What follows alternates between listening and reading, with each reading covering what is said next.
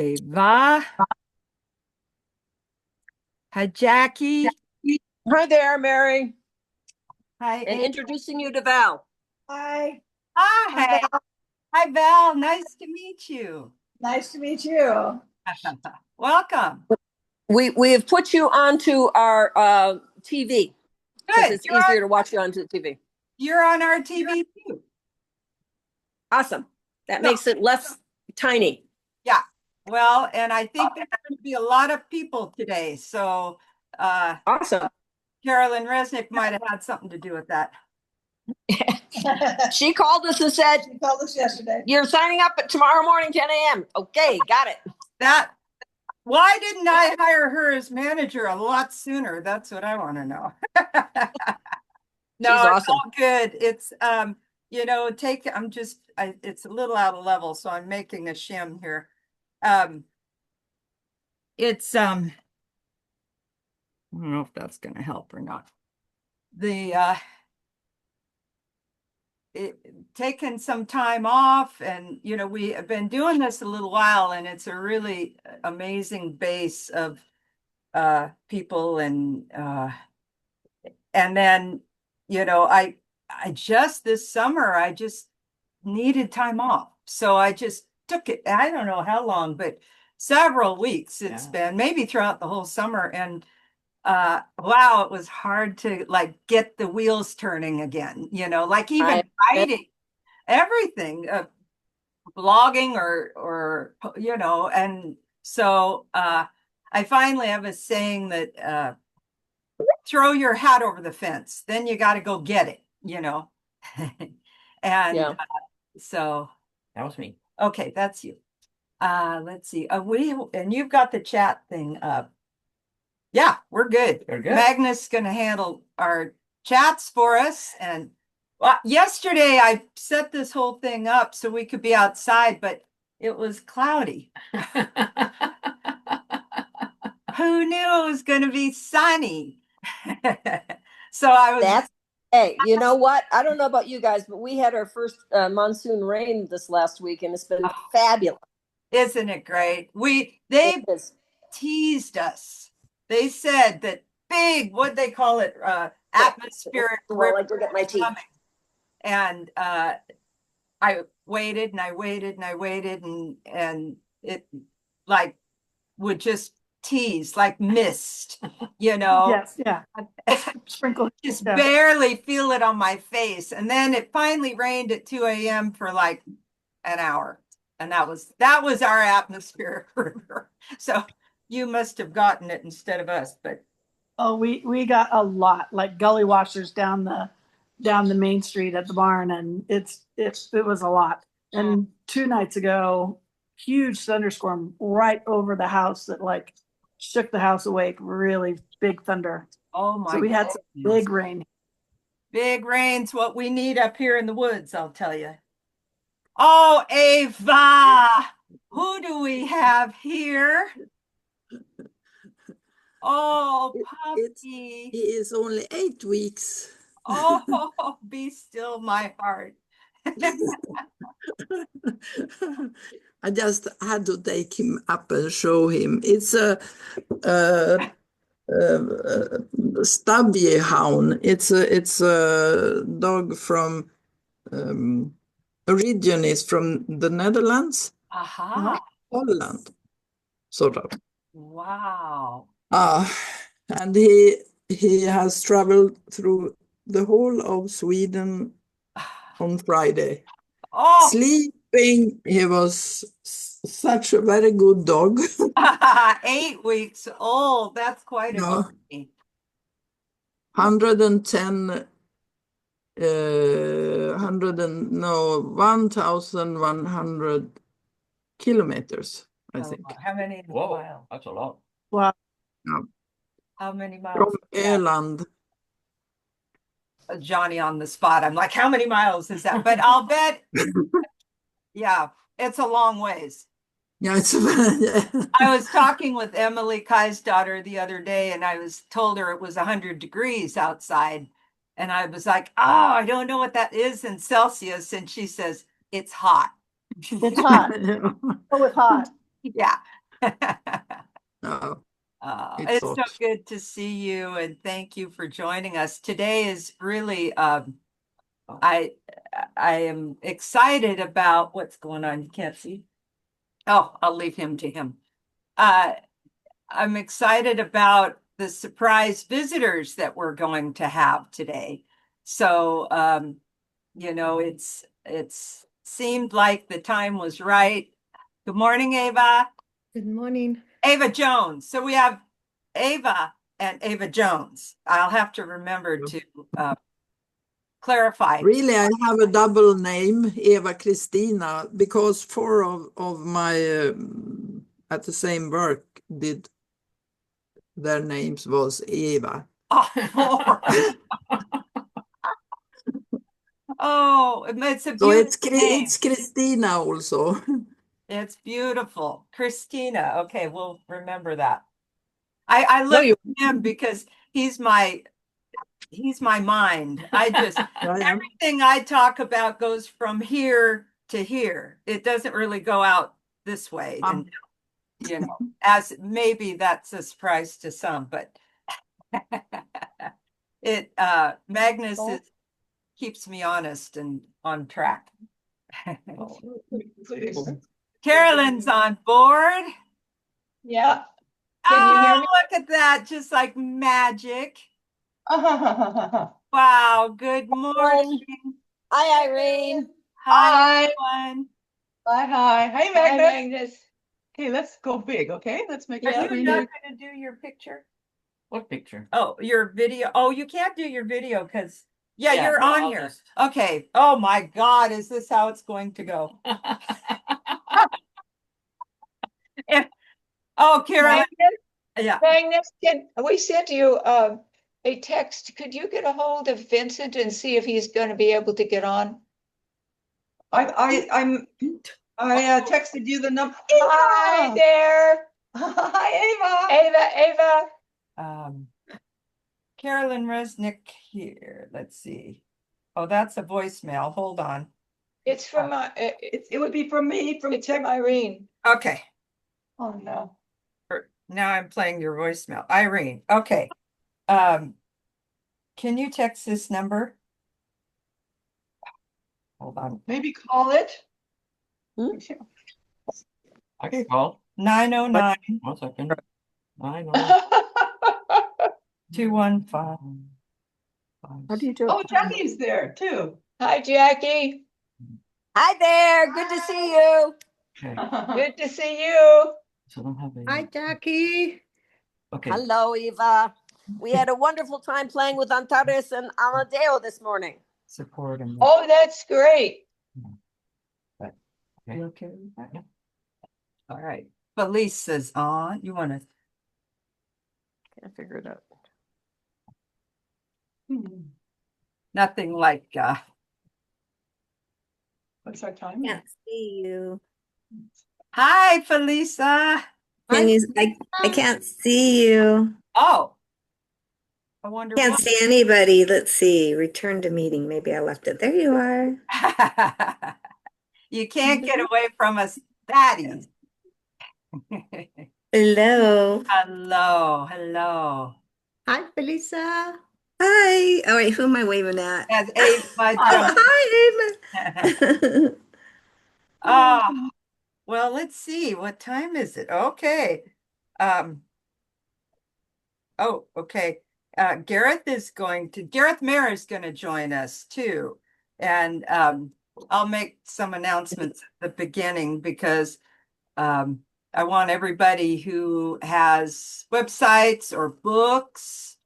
There's some books that are being done here. I read Eva's pamphlet just the other day, and it was like crawling right into her heart and her world, and it was just beautiful. So I'm going to ask everybody to this is going to be redundant because I'm going to say it again when everybody's here, but if you have any websites or anything that you want people to be able to go to, you can put them in the chat. And then then we'll send out an email after the group with all the contacts. So. Oh, Dana, yes, I was hoping she would come. Yay, this is so, I love, it's one of my favorite parts of group is From a billion sitting points of here. data. Hello. Where'd you go? There she is over there. All these There's boxes, and, you know. Val. Hi, Val. Hey, how you doing? Hi I'm just trying there. to figure out how to see everybody's picture on here. We're trying to Okay. figure out off my phone in Zoom, how do you get the gallery view so you can see everyone? Oh, did you say, how do you get the gallery? Yeah, Gallery view so you can see everybody who's there. You put on the, yeah, up on view and you click on that and you hit gallery. for us, it doesn't have, I don't know how there, it's not one of the options. View is not one of the options for this Are one. you on a laptop or a phone? No, On just her on my phone. phone. I think it works that way on my iPad. So maybe what Yeah. I'll do is disconnect and You can try try again it on the iPad.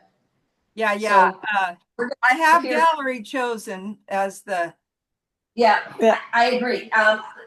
We'll just disconnect from this and I'll try reconnecting with the iPad. All right. okay. Wow, look, it's like Christmas. Everybody just these names popping up and I don't know who's coming. Yes, that's right. Now see, Oh, Val, I see. There we go. thank you. Good for you. Monica, there's- Hi, Jean. Rod. Hi, Rod. Hi, Carolyn. Irene. Oh, hi there. Julie, yay. Yay. Hi, Julie. Wow, this is, Oh, I'm guessing this. Tim and Amber. Amber. Wonderful. Hi there. Hi. Oh, okay. I'm just taking it all in. I see several new faces. First, I want to say hello, Dana, and I have missed you terribly. So I miss you too. I'm Up. so glad you're here. Magnus will be here in a moment. He's on a technical call, helping somebody be able to sign on. So nobody had problems signing on.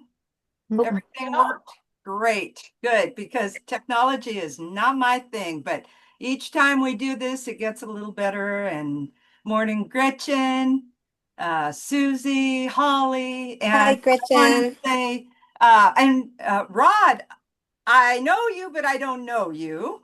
I've never met in person, so thanks for coming. And Julie and Monica are new to me. Is that I don't think we've met Tim and Amber.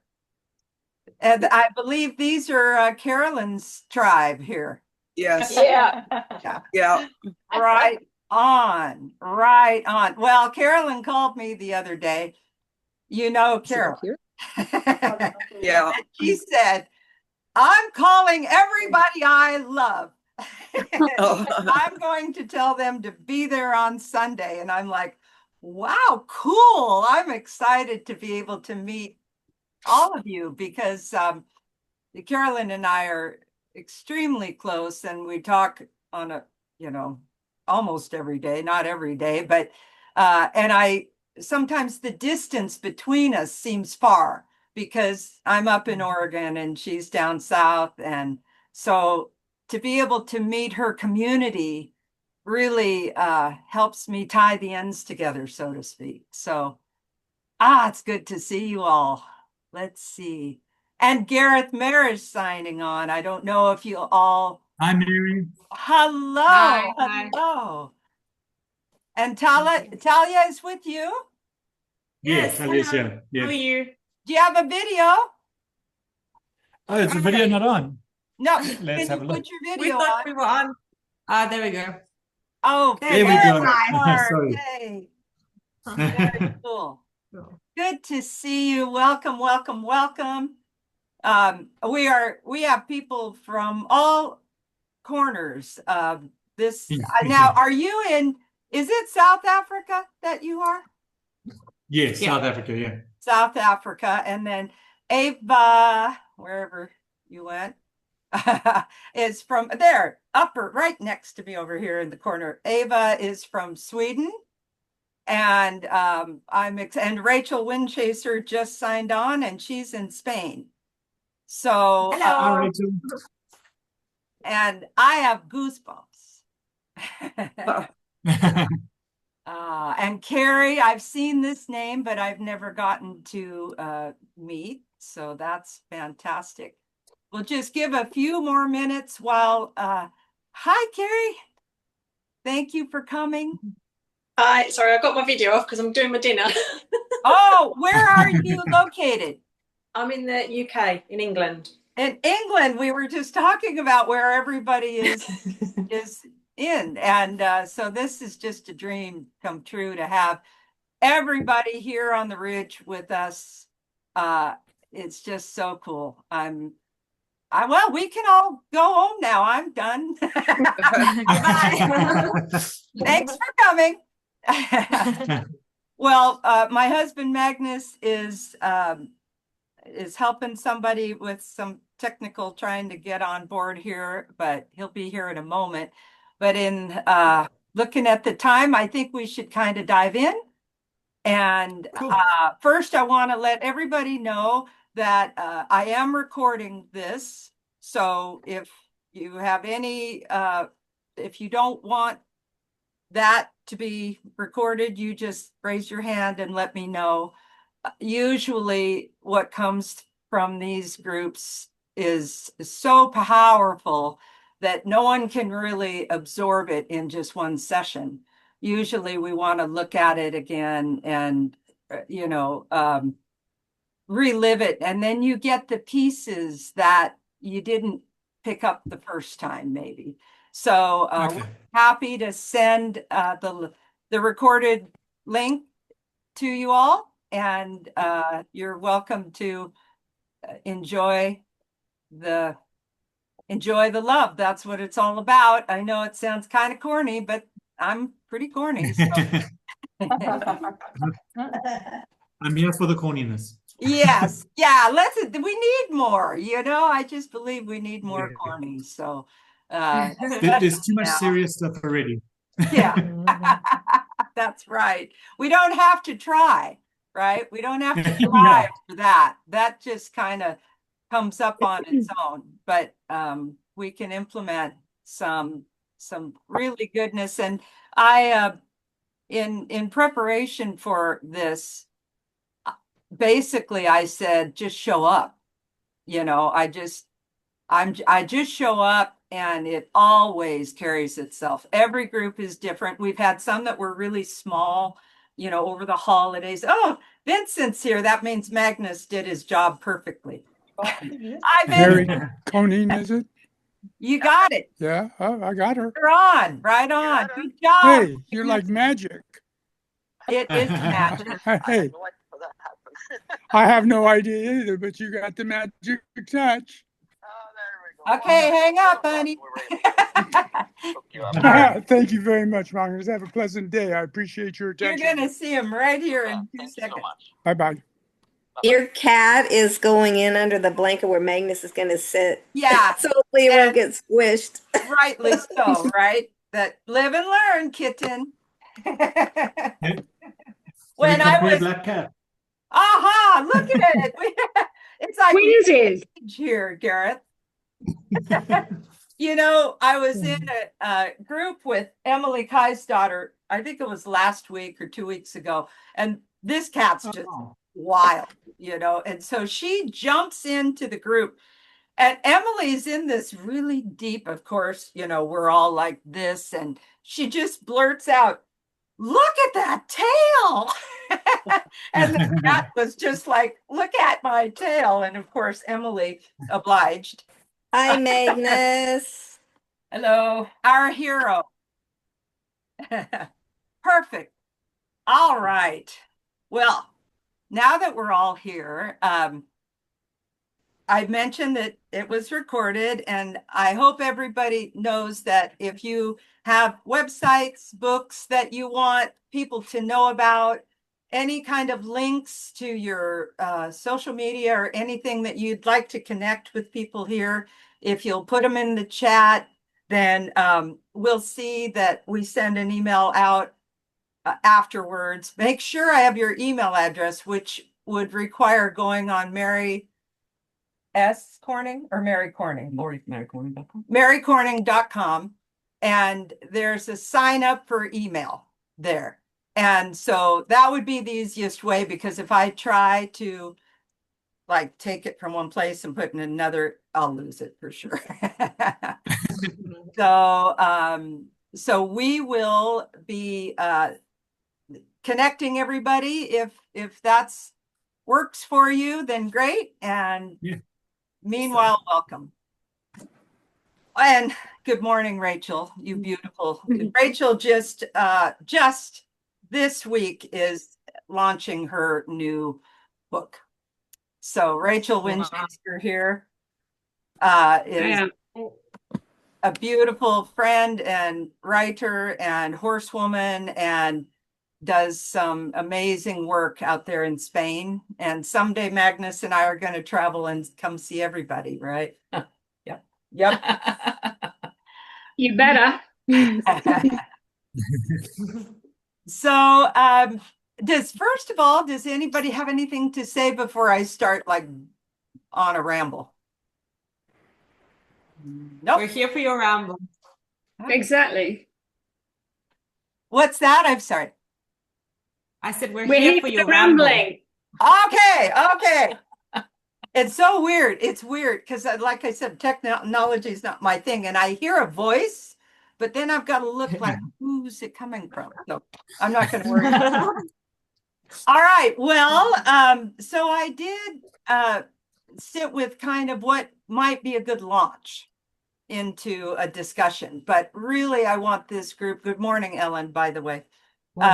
And I want this group to be really transparent, and you just say what you feel. I don't do rules. Well, that's why I married a chemical engineer, because he does. But I'm very abstract, and I just kind of jump in where angels fear to tread sometimes, and that might be the story of my life. Oh, by the way, and I wrote that down in a book called Perfect Practice, just plugging it there. Anyway, so today I was thinking about something that came up for me this week while I was actually having my morning tea and just watching we live in a really beautiful place, and there's always a lot of nature nearby. And this morning I was watching the birds and the chipmunk, and there was this great fan-tailed pigeon. And I mean, they're like as big as a hawk. And it tried to get on the bird feeder. So this was my entertainment with morning tea, and I was watching how it was like pecking at the plastic rather than going down on the tray where the food was. And I think, that is quite a metaphor for some of us. Don't you think? I mean, it's like we keep trying to get the sustenance from this material hardened world that really doesn't tend to provide. And if anybody wants to jump in, you're welcome. If it does provide, then for the most part, it's temporary.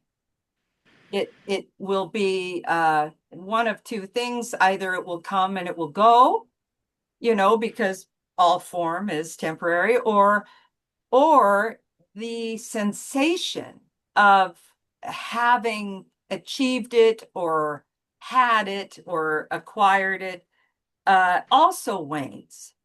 It's kind of like it's in the creation that the real inspiration comes. At least it is for me. And so I wrote this blog while I was watching all of this at the feeder. And the line that came up, I don't know if I can remember it really, but because, you know, it never lands here, it goes from here to here.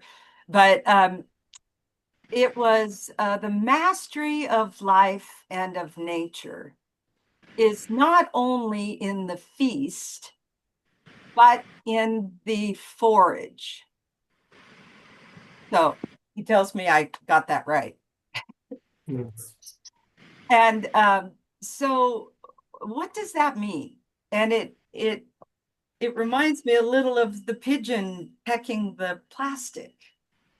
Like we're so often when we get up and we move through the day and we have these lists and we have plans, and I think many of us here are horse advocates.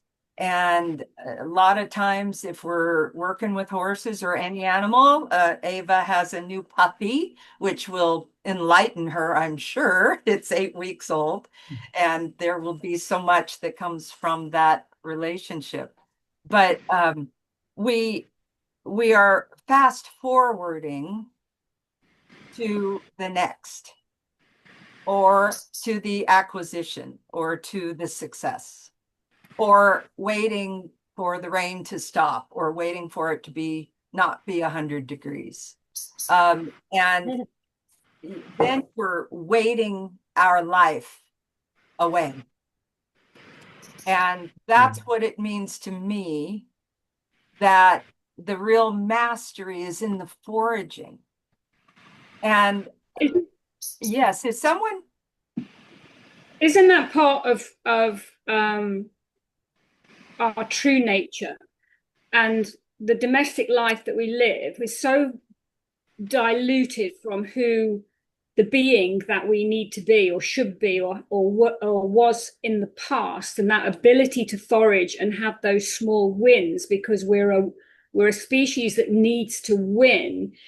And we end up, I think, because we've got such a fast-paced life and nature has been taken out of our autonomy, if you like, due to the lives that we live, that we tend to seek that instant gratification, which takes us into a circular tail chasing, frustration, gratification, frustration, gratification. And if only we foraged, not just for food, obviously, but for knowledge and for emotional resilience, etc., we would be so much more fulfilled, because it would slow it down enough that we could truly understand the nature of the being that we as beings should be. Mm-hmm. Yeah, bravo. I mean, the only thing that in that other, I mean, it was all poetically, perfectly described, I think, of the how and the why. Kind of like, how did I get here? I don't know how many times I've said that. How did I get here? But one thing that I would add to that is that rather than we become more of this, listen to this sentence and see how it resonates. More of what we are. Is it possible to be more of what we are, or is it unveiling what we are? So this, as you put it perfectly, and I use that term a lot, the true nature of who we are is ripe for the picking. And yet it is masked. And as you were sharing, Rachel, that and back with earlier when I said we keep wanting the next, and that, you know, that we keep running into ourselves like that. So yeah, it's, you know, like the if I've heard people talk about it before with you know, if manifesting abundance worked, how come people aren't winning the lottery by manifesting? And like that thing of that true self thing, or our true nature, not as individuals, but who we are as beings. Like Rachel was talking about, our abundance comes from what we offer. And the thing of wanting to win the lottery is almost, we think it's like this some pie in the sky thing, but what it actually is us buying into fear. Oh, if we win the lottery, we secure, so that everything's sorted and we don't have to think, and we don't have to forage anymore. It's all sorted because we've solved this thing of lack that if we forage, we might go without. So we hunt that big win instead of just putting one foot in front of the other and getting what comes naturally from that, by getting ourselves attached to that one thing that's going to solve everything. Because, but by buying into the one thing that's going to solve everything, that's buying into the fear, because there isn't a problem to solve. The problem is solved if we just have our true nature. But that's where we separate from our true nature, is that fear builds walls, and that separates us from what we intrinsically are. Wow. Yeah. Wow. That was, well, shall we all just go home now? That is so beautiful, Gareth. And I wrote down one sentence that you said that I think is really good food for conversation here. All of it is, but you said abundance comes from what we offer. I have goosebumps with that. I mean, that is, and I've always said, horses taught me this best of all. I've always said humans are backwards. Basically, in 30 years of horsemanship, I was trying to be and do and have, as we were talking about. And finally, in my ripe old age, and I got what I believe to be the last colt that I ever would start. And she got off the trailer. And I don't know, I think, was there lightning that night? Because I think I got hit. And everything that I did in 30 years, and I mean everything, went away. And I had never been a mother. I'd never had given birth. And I somehow think that might be related to it, was this maternal feeling that I had. But now she's 5, and she keeps teaching me that it's all right already. If I get out of the way, then there's this amazing, I mean, I'm not blowing smoke here. It's like kick-ass stuff that happens in this, I mean, there aren't even words. And I love, it's one of my favorite things when I'm talking to people, when they say, well, I just don't really have the words to describe it. I go, oh, great. That's it. Yeah. So that is where we're at. And actually also the real meaning for this group, for the meaning to bring that wisdom that is intrinsic in each and every one of us. I mean, I've been talking with people for, I don't know, I've said 25 years for 5 years, so it might be more than that, but a long time. And the one thing that is consistent in my one-on-one sessions with people is that everyone nods their head like this, you know, when we're talking. They're nodding. I don't even know. Some nod off, but most nod. You know? But there is this, nothing is new. I'll say that. There's nothing that I'm saying, or Gareth is saying, or Rachel is saying, I think that is new to any of us.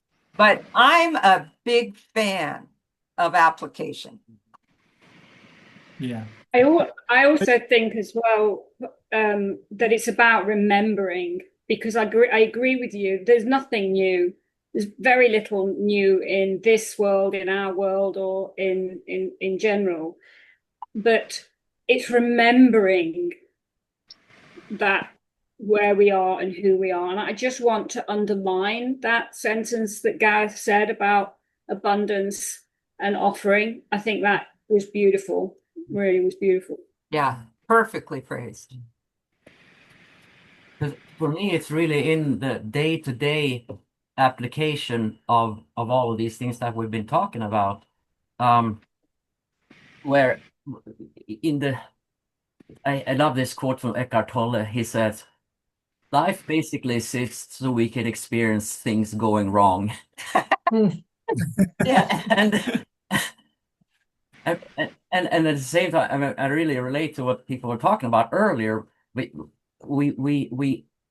oh my God, if I won the lottery, I would never have a problem in my life. It's such an illusion. I mean, look at the richest people in the world. Do they seem happy and fulfilled? That it's such a misconception. And if we can remember or be aware now, regardless of our circumstances, we can have this remarkable experience of complete peace and abundance just from being. And I remember when I was an undergraduate and I was applying to graduate schools, I was standing in the shower and I was like praying to be admitted into this program because I knew if I just got into this school, I would never have a problem ever again. And it was just like, what? But that was the level of fear that I was living in at the time. It was so hard that I was so thinking that for me to feel any sense of peace or happiness, it had to come from outside. The idea that's big. I had no idea of any other way. I think that's so good because like when what Mary was saying about everyone sits and nods, and I've had this for years where the most common thing that I have said to me when I'm teaching horsemanship is, that makes sense. Yeah. If it makes sense to all these people, why is it still happening differently? But I think Magnus hit the nail on the head there, because no one trusts themselves. They know it makes sense, but they're listening to the outside and the fear. And that supersedes what they know and makes sense to them. And they're like, I know, but the fear on the outside says this, so I'm going to override everything that I know. And to Which keeps you reflect on what Rachel said, it too is, this is fun because something else people say, you hear that underlying, that I call it the golden thread. It runs through everything and everyone. But another phrase is, oh, I've never thought of it like that before. That's another one that's a big, gives me goosebumps, because that's when you're breaking, Rachel, that conditioning of, or what you, Rachel, called remembering, they're, and almost verbatim, those words come that, oh, I've never thought of it like that before, because the thoughts, those are part of the conditioning. So we think because we have had this past, this experience, or we have a projection into the future, and the thoughts, they're very important, and humans are have this incredible intelligence, but I think we're pretty young we think we're better than we are in a sense, and we're getting in a lot of trouble with that. So that's where it comes back to the foraging, not for the feast, but for the experience of foraging. That Yeah. You know, I think one of the reasons that I am so drawn to horses is because I've come to view them as the true arbiters or teachers of what is real. In other words, I get information from all different sources and I take it in, and then I go out to my horse and I say, "What do you think about this?" And they give me feedback that says, "Yeah, that makes sense to me. I appreciate that. I'm calmer, I'm clearer, I feel more drawn to you. That is good." And I go, "Hey, we found something that is actually real," as opposed to, you know, the path that someone gives you and you take it out there and they go, "I have no idea what you're talking about, but I want nothing to do with it." And I think, you know, most of the people on this, you know, call are probably horse people. And I suspect that that's one of the things that keeps drawing us back to horses all the time. And I would add nature in general. Because Yeah. I mean, Magnus is a blacksmith and he takes this, you know, material and has a relationship with it, and it changes and it transitions and it, you know, and there's, Like an alchemist. you know, Gretchen is an artist, Ellen is a musician, and you know, there are so many pathways to, but that, and what you speak of is, for me, it has always been horses as well, and for many. And I do believe that that is, as I don't have to believe it, I can see it coming from what, 40 years ago, when it's whip and spur and get her done, to what is popular society now, and using horses for therapeutic purposes and all sorts of, you know, as, where is Ava Jones? Where'd she go? Oh, there she is. There she is, Ava Jones, and in her book that she just put out, and much of the work of Carolyn Resnick, and well, a bit of the work. Carolyn's got such a repertoire, but is just being with the horses, being there, so that we clear that dust away, you know. But I don't know that it's being with horses or the act of being, and especially in nature. For you know, yesterday's example with the bird feeder was equally as educational for me. But it's getting out of how I see things. And that's why I love that statement. I've never thought of it like that before. It's changing how we see things. Nothing. I said to one of my best friends earlier this week, I said, nothing changed and everything changed in her life. The life where she worked, where she lived, what she did, what she wore, what she did in the morning, nothing changed, but something shifted. And then everything changed. And that's kind of what happened when Grace got off the horse trailer too. So, so I would like to add on to that. Just trying to juggle cats around here.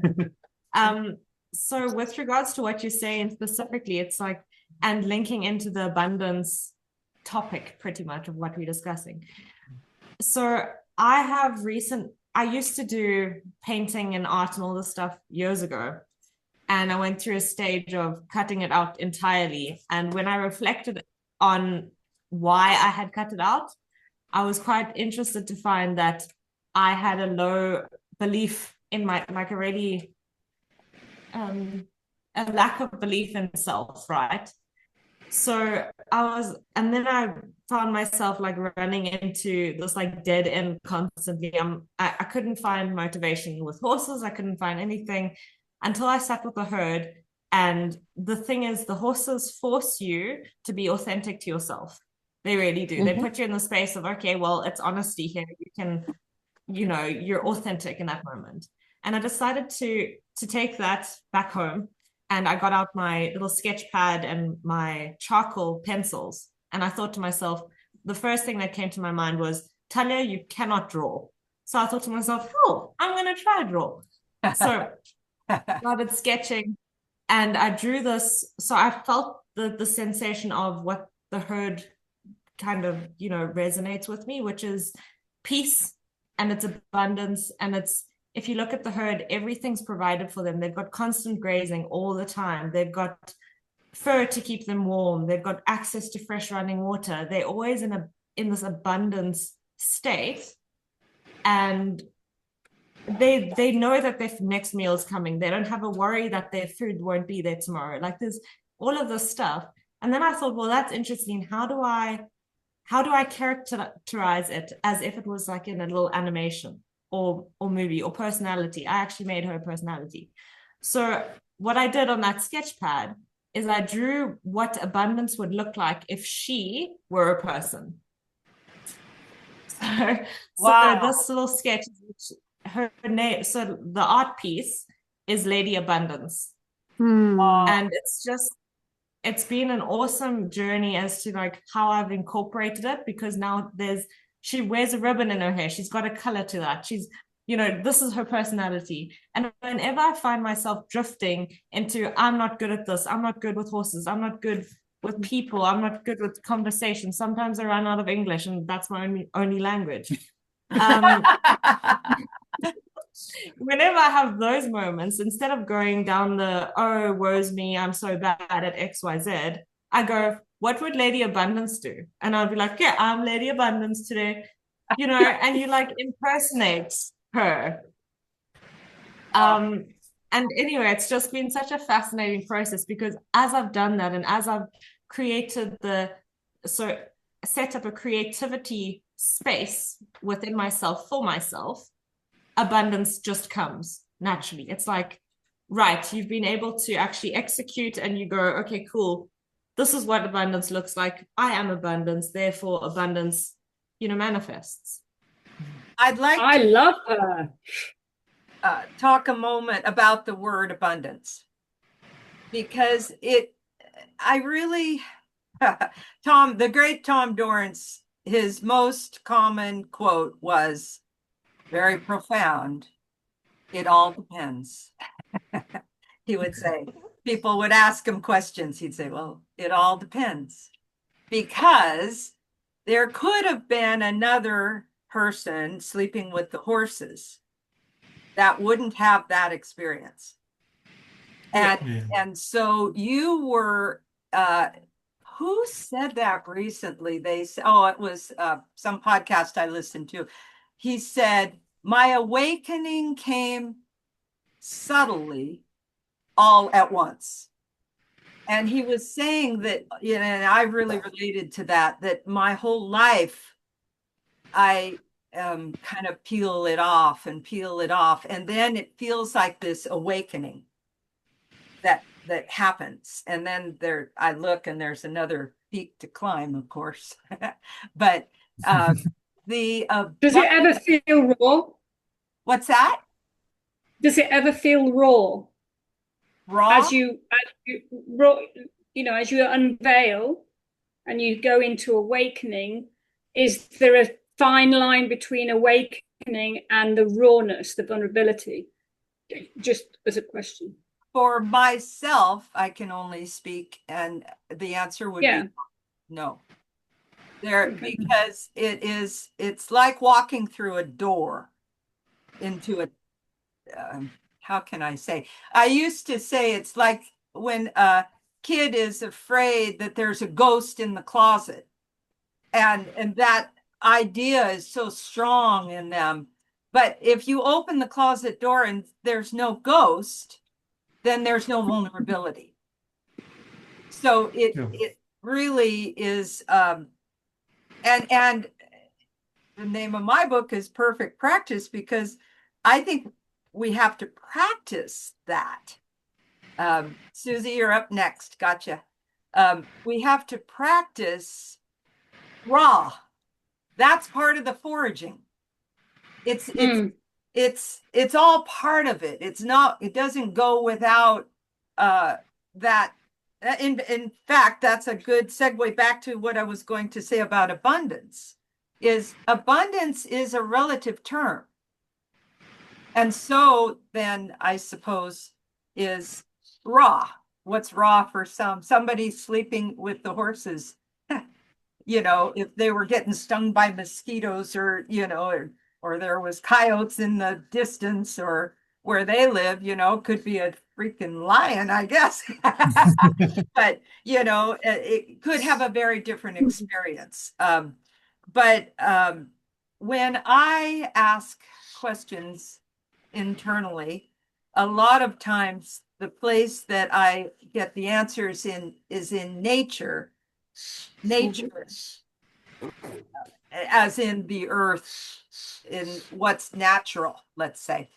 And we've been evacuated twice for forest fires. And once Susie Sheldon here is my neighbor, and she knows all about this because we've evacuated our horses together. And, you know, you could see the fire right over there and the smoke, and it's a terrifying thing. And there was no way that we were going to awaken out of a forest fire. It was important that we evacuate and get to better land. And what brought that up, tell you, is that sometimes there isn't water to drink or food to eat. We are living in a society, Magnus and I, that is, I say we live like kings. I say that every day. We live with riches that are unimaginable, but that is not the way for the world. And yet, many, many people, great. I mean, Thich Nhat Hanh is one of my favorite examples of how to be on this earth, but not, or in this world, but not of it. How he went through his experience. The abundance was not something that was outside of him. And I think that's key. Susie, you're up. Well, I'd like to talk with Rachel's for a sec. Yeah, I'm in a raw spot right now, so I can relate to raw between asleep and awake, because right now I am seeing an old pattern or something that I want to change in my life, which is called special relationship. Having a relationship with you know, in my case, it's with a romantic relationship. Oh, they'll do them every time, won't they? And it's with not wanting to have a special relationship anymore, but wanting to be in love with everything in my life and everyone in my life. And so that I can have that abundance through what Gareth was talking about, giving. And I'm finding that being in a special relationship for me doesn't seem to work anymore, because then I'm not available to just be the vessel and to just give. And it feels raw. It's raw to me right now because I'm so used to finding that pleasure button in a special relationship. And now I'm reaching for a stillness of beingness rather than doing. And yeah, it feels raw. I have enough faith, I think, that I'm trusting that it's all going to just go to a different level within my, with it not feeling raw. But yeah, right at the moment, it feels raw. I mean, I think that is so beautiful that you share that. I really do. There's something that I say, and I don't know if anybody else wants to comment also on this, that I don't believe you can be selfless without being selfish. And what I mean by that is you have to be the center of your world to be able to give the offerings, to have the abundance to give. This is just how I feel about how I live or try to live the way my life is, with nature being so, so fundamental in everything that I do, particularly with the horses, and well, what they have taught me, particularly this herd of horses, and to be able to truly love yourself to the point of selfishness gives me, I won't say you as in you, but gives such an open heart and an open window to be able to be completely selfless. This is how I feel about that. Before I met Magnus, I had, I don't know how many, 18 bad relationships. And I was really good at bad relationships. So finally, the poor guy, the last relationship, it'll go down as the last bad relationships, how he's remembered. I feel terrible about that. But when I was at the end of that, he and I were fighting, and he was pointing, I was pointing, and I stopped and I said to him, "Your negative opinion of me is inaccurate."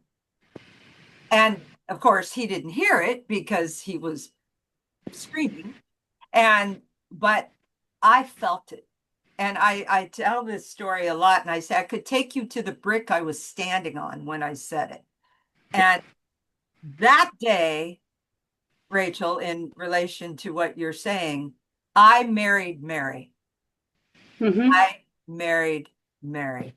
And fortunately for me, I lived in a world, I had already built my place, my ranch. I had my career, I had my friends. I lived very in the woods, and I had this perfect setup. Not everybody does, but I did for that marriage. And I think, Gareth, you can relate to that probably in your story when you went.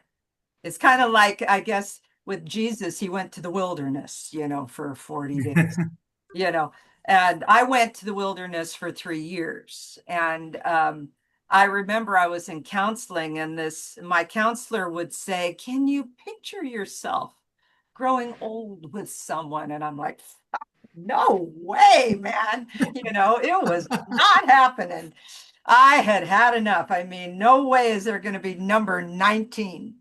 I've got it all going on, and I'm happy. That was interesting. I've said before that my happiness is in the way of my awakening, because I was happy.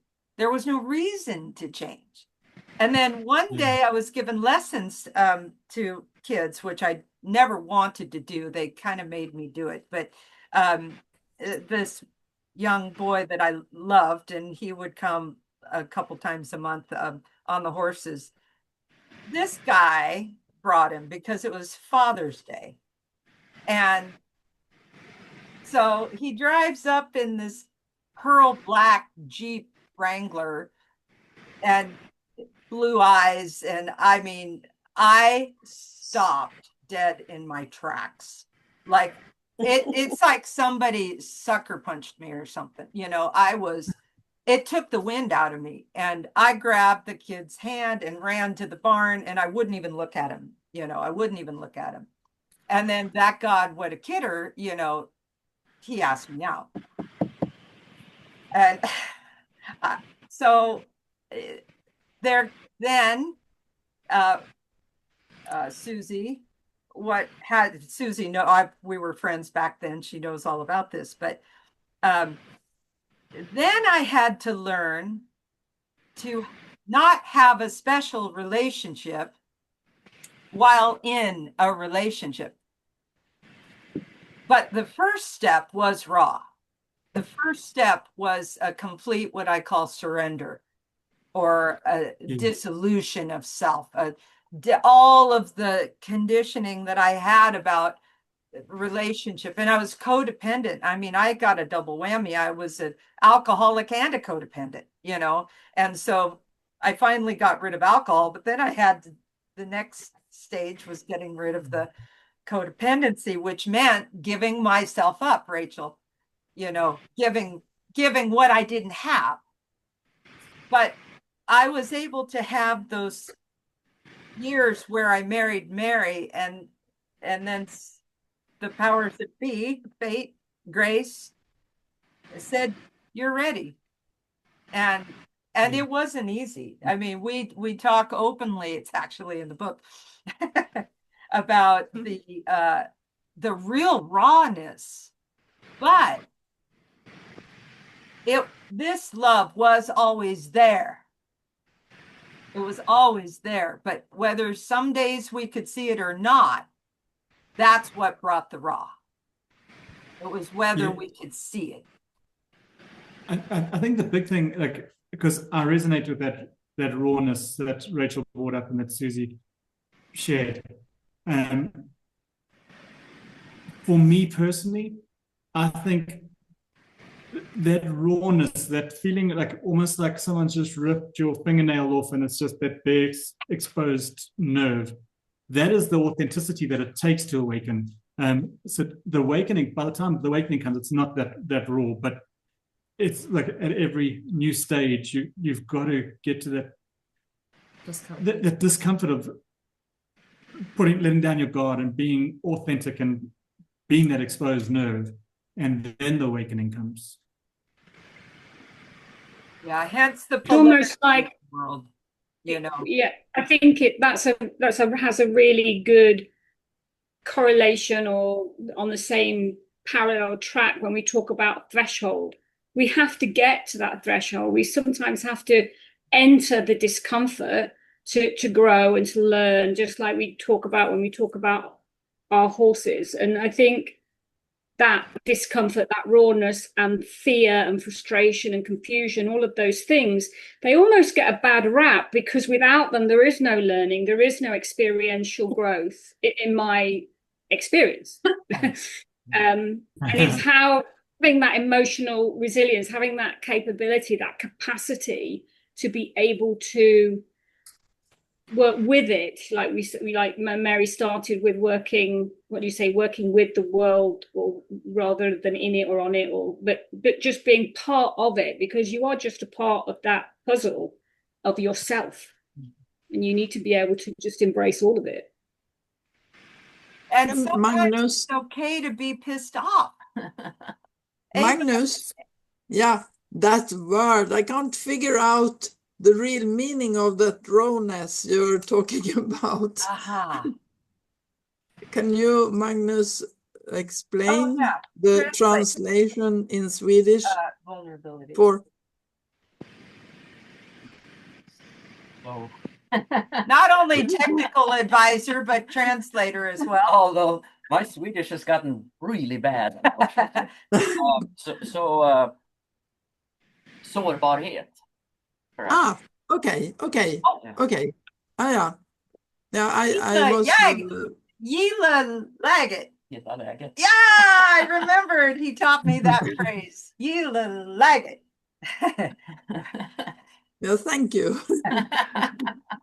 It's the only Swedish I know. It's a good one. Yeah. What comes to mind when you were speaking there, Rachel, about what was a key ingredients for me in all of this was that I ran out of options completely. There was nothing. I had tried everything, and then for me, that's what surrender means. I could leave Mary at that point, but I've left so many relationships before. I knew that's not an option. It doesn't work. Yeah. So I don't know what works. He said to me, he said, at one of the, low spots at the first, really, it was 3 or 4 years that we worked this through. But at one of the low spots, he said, I just don't know if I can be in a relationship. And I looked at him and I said, well, look down, you're in one. Surprise. And because you see how that works. The next out here, that's the lottery. If I'm not Yeah. in a relationship, it's going to be better. And it just Yeah. strengthens that conditioning. And you know, it's the same with the horses. I mean, I worked hard. I wanted to be like Ray Hunt, man. I wanted it. I could taste it. I'd look at him and it was like some magical, you know, cloud or something, until I finally realized, and it took decades to say, I'm not supposed to be that. There's the Ray and Tom offered the wisdom that we're all talking about here. They didn't want to make a bunch of clones. They didn't want to make a bunch of clinicians. They didn't want to make a bunch of, you know, people to be like them, because they knew well enough that they couldn't. That wouldn't work anyway. But the ability to stay, not, and I don't mean stay in a bad relationship. I mentioned I was good at leaving, really good. But this time, the stars lined up, if you will, that if we would have left, we wouldn't have had that opportunity of the mirror that gave us the rawness, as we're now using Ava, the vulnerability, the transparency of a relationship. And it doesn't have to be an intimate relationship. Of course, those are the ones that are the most provocative, because we can't really get away from them like we can our good friends or our community. You know, it's, I mean, he's going to be there in the morning. You know, and so that stick-to-itiveness, but not buying in. Magnus allows me to share. We call it not just his, but my ego and his ego. We call it that guy. That's what we call that guy. And one day we were and this happens all the time. It's not like we're not going to be around that guy. He knocks on the door all the time. We just do our best to tell him to go over to Susie's. But one day we come out and we were in this disagreement, and I said, hey, I'm not getting in the car with that guy. You know, and it's like not riding that horse. You know, it's like, oh my gosh, where's Gretchen and I were talking, and we were talking. This is my pet peeve. It just happened to be Gretchen was my receiver of my rant, but I was ranting about, oh God, I hope I don't piss anybody off here. I'm looking, but trail courses. Okay, these trail courses that have all of these obstacles, which there's nothing wrong with the trail course. But so much what I see is that people want to take their horses to the trail course to prove to themselves that they have a relationship with the horse. And the horse doesn't have that idea at all. They just say, you know, like plastic curtain, you know, not today, you know, and they don't get anything out of it. Now, that there's a fine line between using adversity to grow, and there's also a fine line of being passive and complacent and never leaving, you know, because we can do that too. I probably at this stage in my life, I did all the trail rides and the clinics and the trail courses, and all those rides and mountains, and went and went and went. Now I'm just like, I just want to stay home with my horse. But it isn't I think the key sentence that I haven't used yet, but I'm going to use it now. And I use it in every session. Belisa could probably jump in there with a sentence, but it is, nothing leaves its source. And this goes back to what we were saying, that It isn't what we do, it's the source of our action. So if our source is projection that you need to change so I can be happy, then it's just natural what comes from that, and that's separation. But if the source is I am love, and I see my horse or my husband or the planet or the forest as part of the whole, and there's no separation in that, then the expansion that comes with that is absolutely without words. It goes, there is no end. That's I told somebody today. I said, you're not going to want to miss this group because it's going to be the best one ever. And I say that every single time because I like that. Every time I ride my horse, it's the best ride ever because of that expansion. Yes, Ava. I have a question Oh. or a feeling. When I see myself, I get afraid.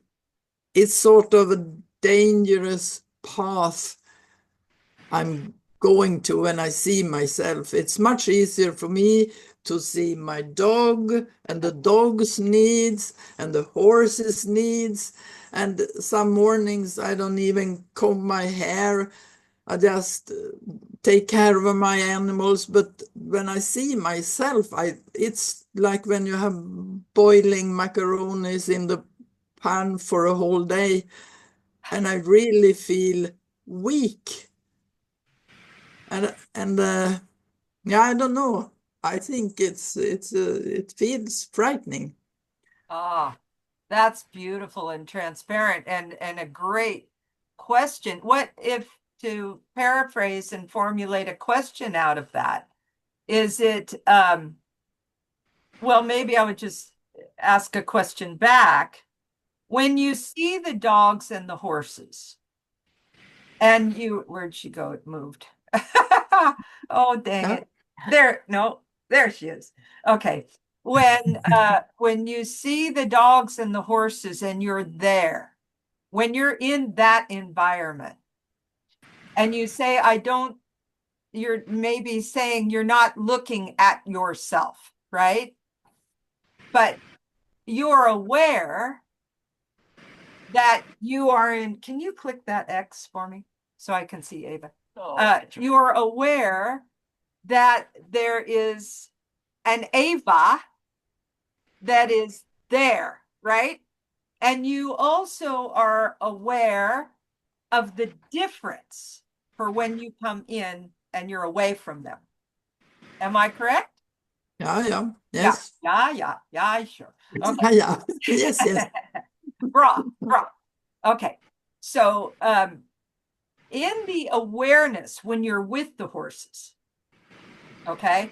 When I sit on my horse, there is nothing else that is, I feel like myself when I'm on my horse. But when I get off my horse, I sort of get lost in myself. I don't know what happens because I've been thinking of this a lot. Oh, it's a great question. So what I talk about sometimes is what I call the line in the sand. And I do this with horses as well as people. It works in everything, I think, in life. So there's a line there where you know you're free. And then there's a line where you know you're lost. And if you could work that line a little bit, like you kind of come and go across it. Sometimes that's what I'll do with my horse. I'll bet you have too. Where if there's something that's kind of difficult for them, we might not cross that line at first, but we might approach it from a distance. So maybe the distance might be a reflection if you're sitting in your chair and you kind of meditate on that experience with your horse. Carolyn Resnick has told me that I'm sure this is fair to share, but that there was a time when you couldn't ride horses. In fact, I think you shared this at the last group. And when you couldn't ride, you said, I rode in my mind. I rode. Yeah. So when you are in your home and you're reflecting, I mean, my high from grace lasts usually many hours. Yeah. Would you say that would be true? Oh, yes. Yeah. Yes.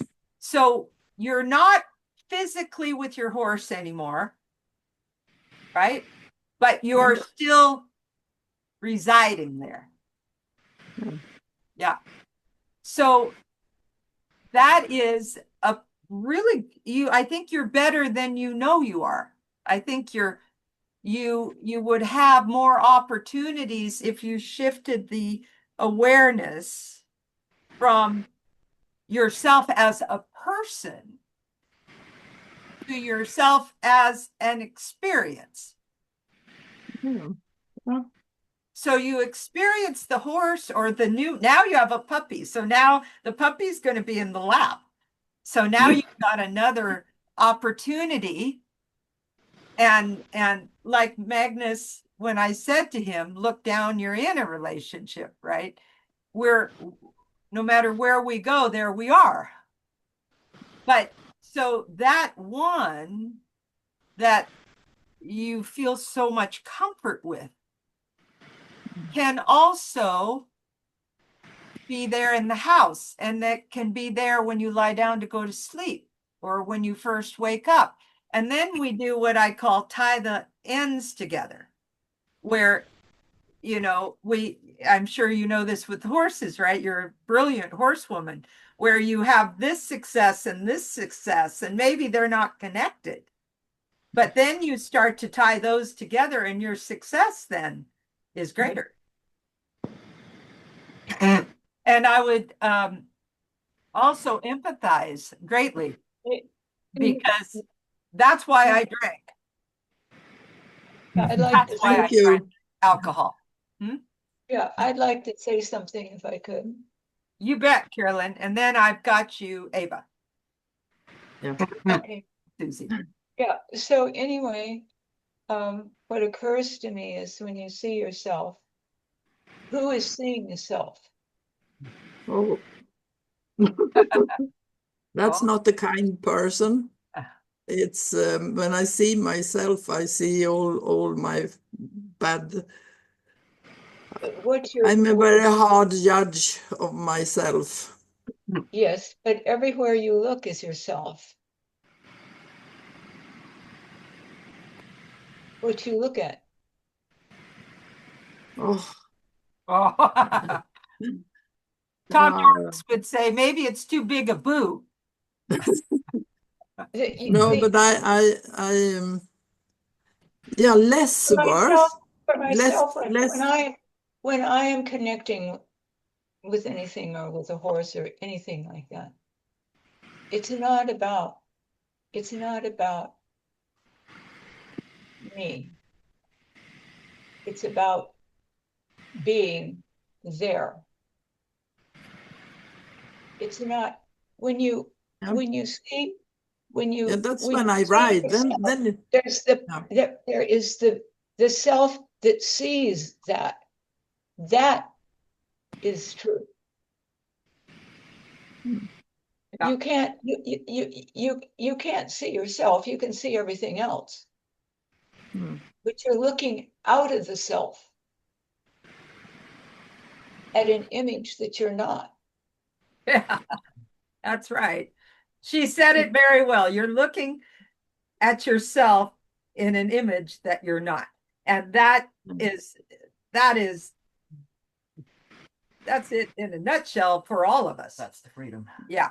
And the looking, that's what these groups are for, is for looking. That's what I mean by it's in the forage. The forage is the looking. And sometimes if we can just reflect, then that's just a glimpse. And then the glimpses, you tie those together. But you're aware that of the contrast, you're aware of the difference. How does the awareness feel? I think is in alignment with what Carolyn shared. Is the awareness judgmental or getting that gap between the awareness and the judgment of whether you're on a horse or not on a horse? Either way, awareness is neutral. But then comes, let's say it this way, awareness is primary, judgment is secondary. But it gets so muddled that we don't see it coming. It's like taking a horse to a trail course and they buck you off. You know, we have these ideas and then life happens. But I think you're on to me, asking that question, I'll bet you a dime to a dollar. I'll come and buy you some pink cake for dinner if I'm wrong, that asking that question is going to make a change in your life like that. I can feel it already. Yay! Thank you. Or pink cake. That's awesome. That's what we want. Okay, I think Ava has had her hand up quite for some time. Thank you, Ava. Swedish Ava or Ava Christina. Christina. Yeah. And Ava Jones, you're up. Okay, I don't know why do I have to share that, but maybe there is some why. So one again, I want to share something that Caroline taught me that it really has changed my life, and it's so simple and so easy. And at the beginning, when I was doing it, I didn't understood why, and now 5 years later, I know why. But I've been doing it like on and on consistently, and it's journaling. And one of the journals, Caroline has three different type of journals that you have to do, but this one that I'm talking today is the one that you write about what you see when you are in nature. So when you are with your horse or you are outside and you're sharing territory, then you write about what you see, like the shadow, the green, I'm not a very good writer, so when I write it, it doesn't sound poetical. But some of the students, when they read it, they sounds really poetical. It can come up really beautiful. But anyways, I wrote about what I saw. And then what happened over the years is, without me knowing, I've been training my brain to really see beauty. Because when you are in nature and you're looking at the shadows, at the leaves, it's just all so gorgeous and beautiful that without it, I train my brain. And so now I'm in this situation where I have to move my horses to this barn that is really, really old. It was built in 1845. And they have done very little. So you can imagine how the barn looks like. And I swear to God, I only see beauty. I am so, so excited to be in this place. Wherever I look, like a hole on that plywood, that who knows how old it is, I see shapes of like hearts, or I see like maybe a nest, or I get in awe, I stop, the paint falling apart. It just gives this texture, I don't know what happened to me, but I'm like, so like, it's such a good way of living life. Because when I see myself in the mirror in the morning, when I get out of the shower, I don't see that old body that is tuning on. I see this whole body. It's just I'm really in awe. So thank you so much, Caroline. And little every day just really makes a humongous difference, and simple things. That's it. And that reminds me of the Dyer quote, change the way you see things, and the things you see change. And that is up to us 100%. It's not going to happen anywhere else.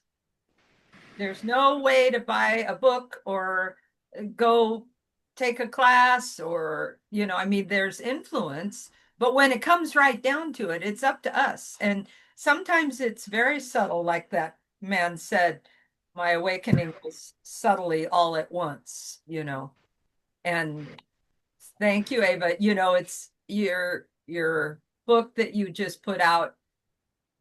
I have to say that I don't believe that you're not that you can't write. You write beautifully. So all the journaling, like the art, is a matter of allowing that to come through where maybe it was blocked. Ava, Christina, I didn't like people at all. I mean, I had a really rough childhood, and I was a scrapper. I quit school at 15. I was on the streets. I could fist a cup. My brother taught me to fight, and I mean, I was full of resistance. And so then I ended up living up on 80 acres by myself in the woods, and I'd come out to work and I'd go back home, and I didn't want to have anything to do with people. And when I bought the next place that I lived, there was a 400-year-old oak tree. And I sat down when I was contemplating buying this bare land that had no home or power or water, nothing. It was just land. I was sitting under this tree, and it's a sign from God to keep it short, Mary.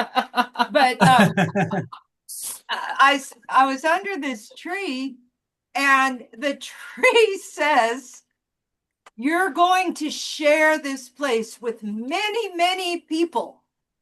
And I'm like, who are you? And where did that come from? Because I was still in resistance, and sure enough, as it turned out, Magnus and I got married under that tree. And not long after that, as I was doing my work, my counselor said, you should consider like being a life coach. And I'm like, what? No, I'll just work with horses, that would be a lot better. And then when I said, I know Gareth can really relate, probably as many can, but as I was working with horses, I saw the horses weren't the problem. The people were. And if I was going to be able to help the horse, I was going to have to connect with the people. And that's Can't get away from. Yeah. Yep. That's right. You not and make a difference. I could be there on my little, hidden canyon and do fine. But if I wanted to help other horses, I was going to have to help people. And then and years went by, and then the horse work started. Now I don't do anybody else's. Well, it's a little bit of horse work, but mostly it's all people. But if you would have asked me, Ava, if that would have been my destiny, the hard no, internal no. So I'd like to share something about that too. You might end up, opening yourself up, and who knows what'll happen. Did I hear somebody? Let's see. Yeah. Got her hand up. Yeah, I'd like to share that something I think is related to that I got into body work to help horses because I felt like people were asking horses to do things they physically couldn't do. And a lot of times they just would end up injured, and it could even be poor fitting saddle or the way the person's sitting on the horse. But I found out that it was just more important to work on the person's body to help them get freed in their own body. And when we freed the physical restrictions in the body, it also released the spiritual, the person be freer within themselves. And when people do that, that your horse becomes a mirror of that as well. And so whether you're human or animal, we all can end up with imbalances in us physically as much as emotionally, but it's all connected. Yes, indeed, indeed. Thank you, Elisa. It's good to hear your voice. Thank you. Susie, I haven't forgotten you. Do you still remember what it was you raised your hand for? Yeah. I just wanted to share that so I'm a student of Course in Miracles, and David Hoffmeister, who's brilliant, he's on YouTube all the time. And one thing that he really helped me with was the analogy of sitting back in the movie theater with your pop or whatever you want to drink and your popcorn and watching the movie of your life as you are sitting back watching the screen of your dream figure there with all the other dream figures that I am, my sister, my mom, my horse, my dog, whatever's in the movie in front of me. Because how he talks about it is, since we all have our own concepts and our own beliefs and our own feelings and fears and everything that we've been raised with and conditioned with, we all see the movie differently. And so we each have our own movie. And in order for me to get back to more of a real life picture of what's happening in front of me, like all the beauty that I think it was Ava Jones that shared, that she's experiencing, I have to be able to sit back far enough to see the bigger picture, that it's all love and that it's only my blindsided belief systems that are making it fearful or scary or anything else. And when I get into the movie and I'm on the screen and I'm playing the character, it's like there's no way that I can see the bigger picture. So in that realm, it's not really raw. It's either I am in, hell, the on the screen and have no control. I'm just going to go for the ride. Or I'm sitting back in the theater and I'm watching it and I can have a way bigger perception and I can see the beauty and I can laugh even. Yeah, I love that. And you also, if you think about it, when we go to watch a movie, at least Magnus and I we have movie dates all the time. We're not wanting a movie that's just a gray screen. We're wanting action and romance and chase scenes and intrigue and, all of these components make up a good movie.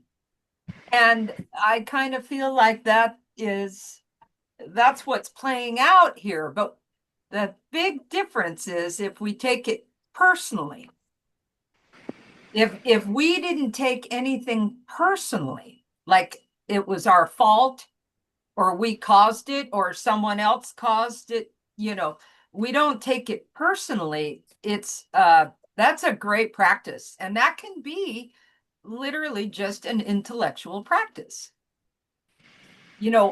Just hypothetically, put yourself in that position and say, how would I feel about this, what's happening, if I didn't take it personally? What would change? And it's powerful practice. So absolutely. I love the movie metaphor. I think that's what Carolyn Resnick was talking about too. It's different ways of putting that, like who sees this hand? Who's seeing the seeing see the hand? You're seeing the seer. Yeah. I want to say something else. Like, can you hear me? Yeah. Oh, so you know that I love sitting in a chair and sharing territory. That's another thing I learned from Caroline. And so I carry that chair everywhere. I bought a chair that has like a straps, like a backpack, and I go with that chair everywhere. And so I become in the human attached to the chair. And so the other day I took it farther. So now I have this imaginary chair in my brain. And so whenever I am, something triggers me. When a person says something that I don't like it, and mentally I take the chair, I unfold it in my brain and I sit.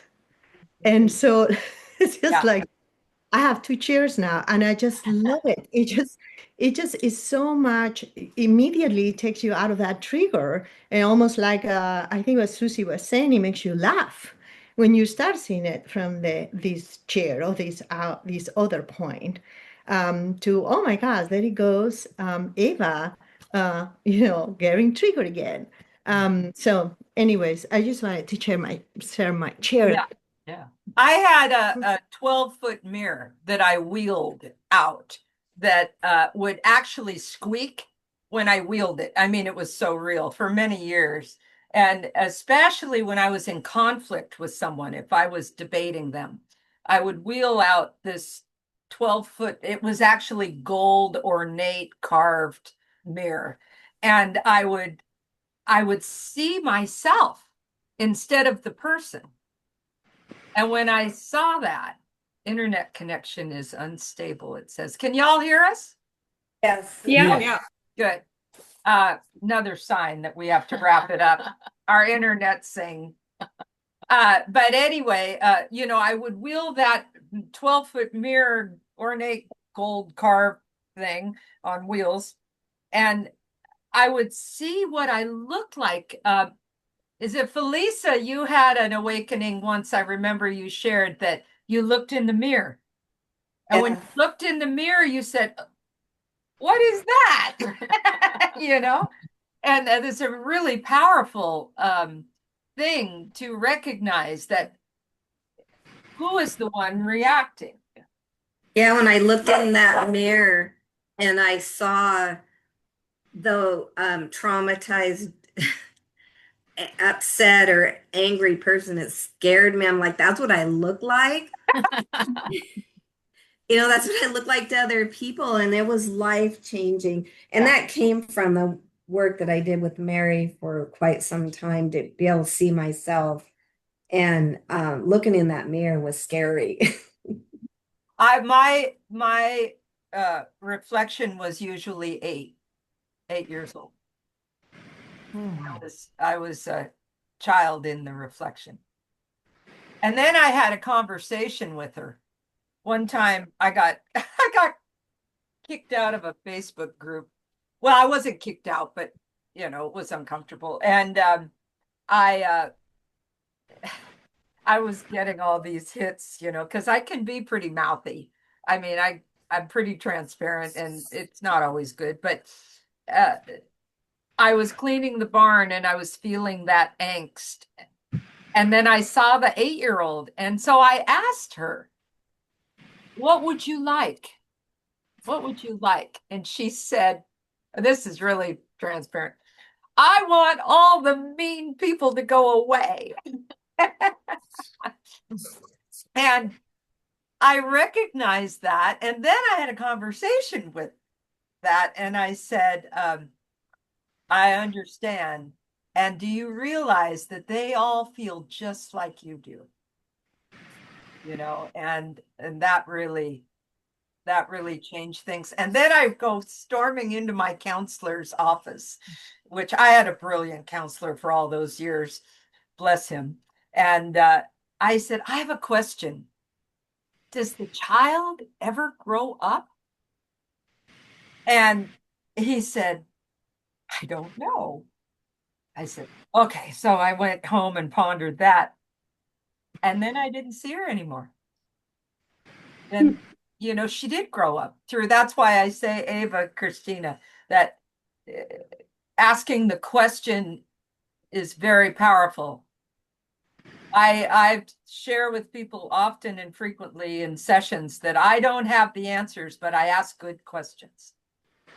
And it's in the inquiry that because nobody else will have our answers.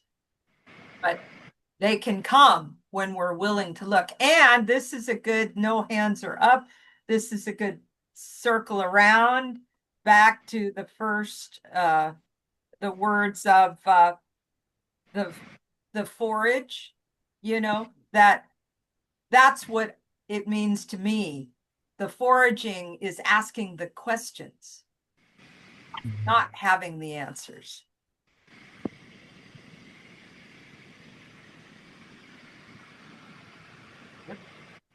Anyone have anything left to share before we turn everybody loose onto the world in this new light?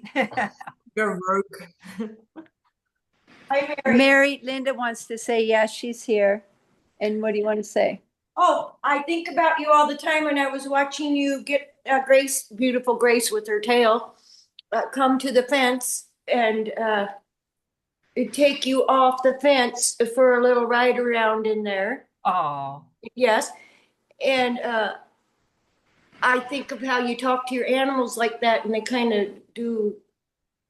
I don't know. Well, anyway, I was out there with Diesel this morning and I've been wanting to put on his bridle or whatever that is that you put on your face. Face mask. No. Fly mask. No, to lead him with his lead rope. Halter. Correct. And I haven't done that with him. Well, I haven't seen him for like 2 years until a couple of weeks ago. And not that we forget who we are, me and him, but so anyway, I says, this time I'm going to try to put that I looked at that bridle thing and I really didn't know how it goes on there, but I kept looking and I thought, well, he's going to help me. Oh. Yes. And so I stepped inside the gate and he looked at that and then he put his head down, when they relax. Yeah. Yes. And he put his head down and then he started shaking his head up and down. And then I thought, okay, well, I'm going to take a step closer. And then I walked over and he completely put his head down for me to put that on him, but I didn't know how. He's helping you. I know. I didn't know where the rope came out. And then I realized, well, of course it comes out down at their chin because you lead them, right? This is funny. This is funny because he's a big boy and he could be aggressive if he wanted. I mean, he's not with me, but I suppose he could. Sorry, you guys. I guess my camera's frozen, so you can't see my sister. But oh, we see her. We see her. Oh, you do? Yeah. Yes. Anyway, we had quite a lesson, and then I said, "Okay, well, I guess this isn't going to go on you right now, but at least it was a start and got you used to it." And but he was doing the whole head bobbing and everything about that. And so then Susie said, well, why don't you put his mask on him? And I was thinking about that because the flies are starting to come out. So I go and I get his mask and I walk in there and he took one look at that mask and he turned around and went as fast as he could out of that corral. He said, I'm not having anything to do with that mask. The bridle, yes, but not the mask. It was funny. Well, Linda, it sounds like, you're doing great at listening and having a conversation and realizing, it's number one, it's not as easy as it looks, is it? Well, and he's the boss. Yes, he is and he isn't, and I understand that I am too, but I like that. And it's like you do it with Grace and your horses, you kind of give them an ultimatum, I guess. I don't know. Because I don't think it's an ultimatum. In fact, the video that you're talking about, I just shared yesterday. Correct. It's actually the opposite of ultimatum.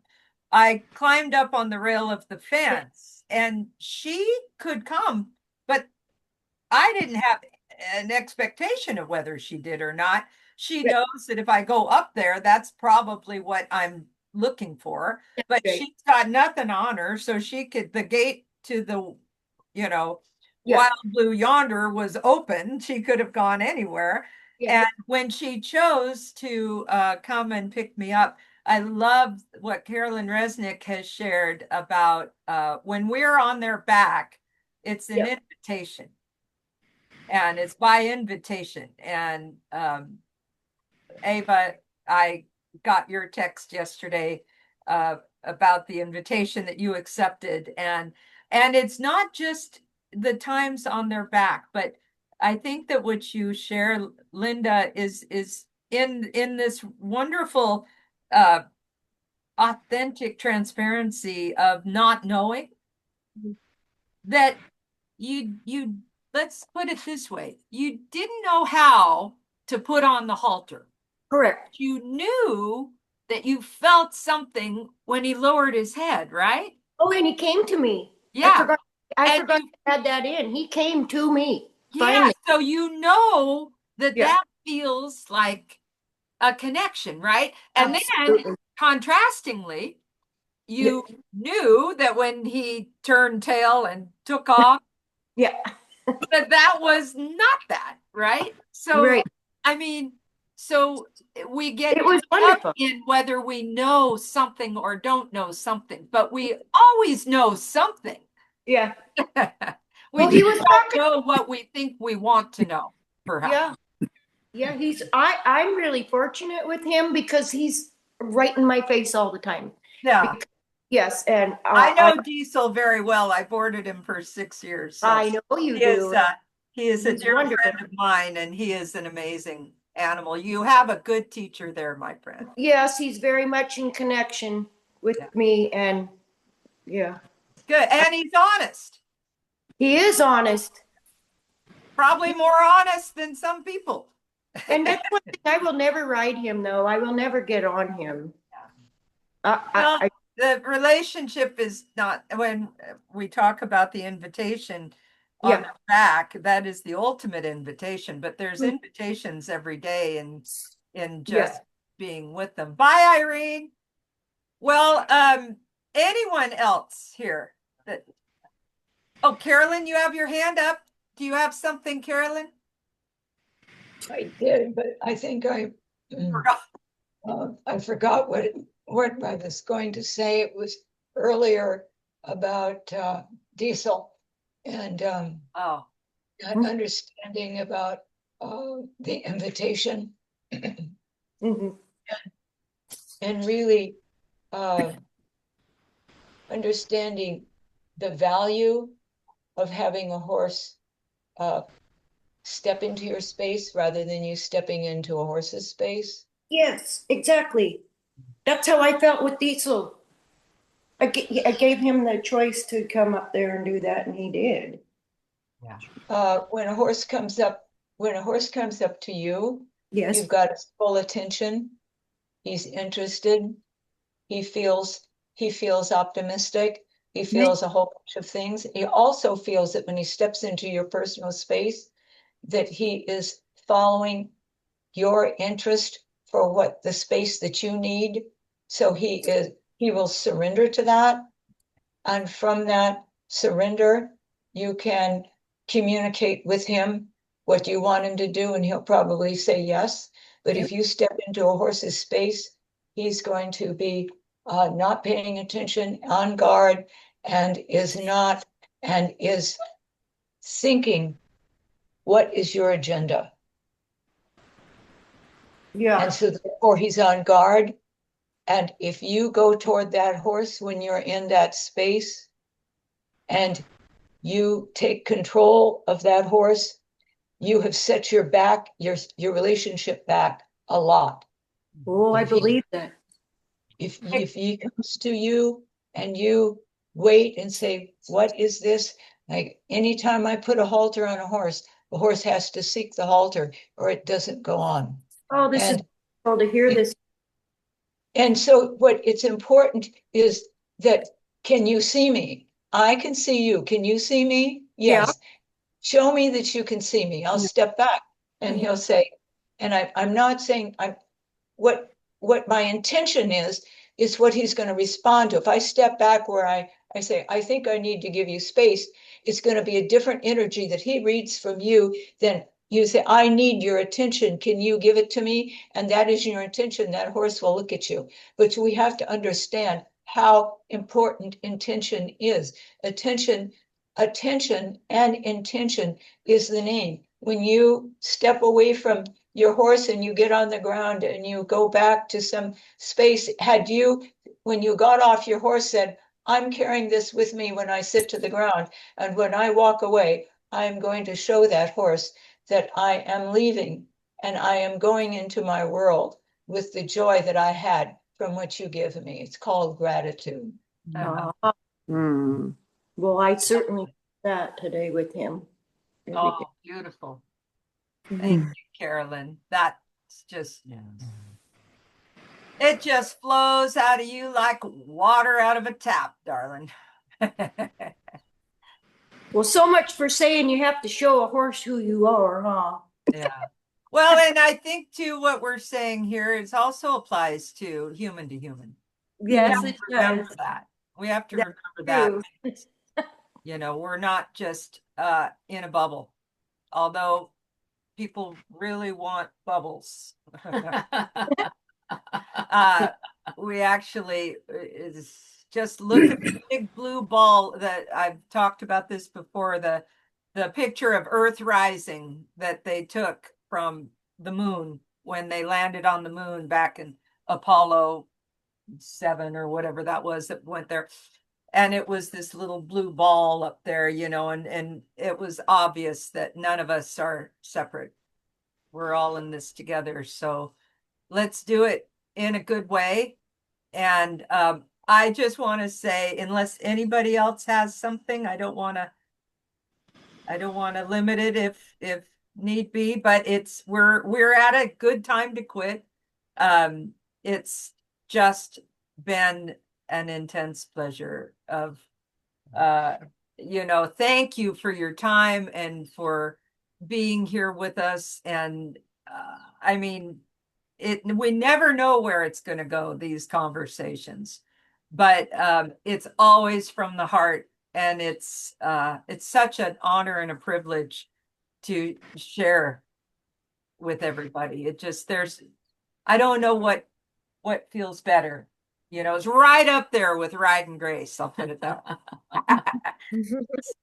That's something. That's something. Yes. And I want to say I love you guys, my new family, our new family. Oh, whenever you show up or how, whatever. It's like beautiful. Thank you. Thank you. And we do this, contrary to popular belief, about once a month, ideally. Sometimes it goes 6 weeks. But if you sign up on for the email, that's the best way to find out about them. And of course, I put it on Facebook, but not everybody's on Facebook. So, but I just love it. It's always eclectic, and everybody's contribution here, heart and in words and in. Do you want to say something very profound before we hang up? I'm out of words. Thank you. That's what we love. When there's no more words, it's a good place to quit. Yep. Thank you, Mary and Magnus. Thank you, Mary. Thank you all. Bye, everybody. Thank you. Thank you so much. And I'll send, if I have your email, I'll send out the recording. Okay? Bye. Perfect. Sounds good. Bye-bye. Okay. Bye.